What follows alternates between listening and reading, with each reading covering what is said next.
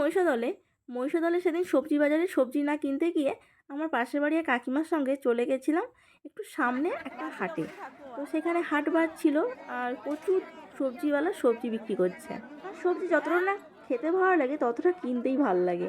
আর দেখতে দারুণ লাগে, চারিদিকে সবুজ সবুজ, যেন মনে হয় সবগুলো কিনে নেই। আমাদের সবজি কেনা প্রায় কমপ্লিট হয়ে গেছিলো, তারপর বাড়ির দিকে রওনা দিচ্ছিলাম, সামনের দিকে দেখি এই ঠাকুমা বসেছে সবজি বিক্রি করতে। দেখো অনেক ধরনের সবজি নিয়ে বসেছে।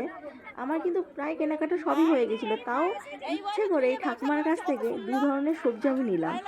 আর তোমরা যারা আছো, যারা সবজি কিনতে যাও বা যে কোনো জিনিস কিনতে যাও, এইরকম বয়স্ক মানুষরা যখন কিছু বিক্রি করবে না, তাদের কাছে কিছুটা হলেও কেনার চেষ্টা করবে।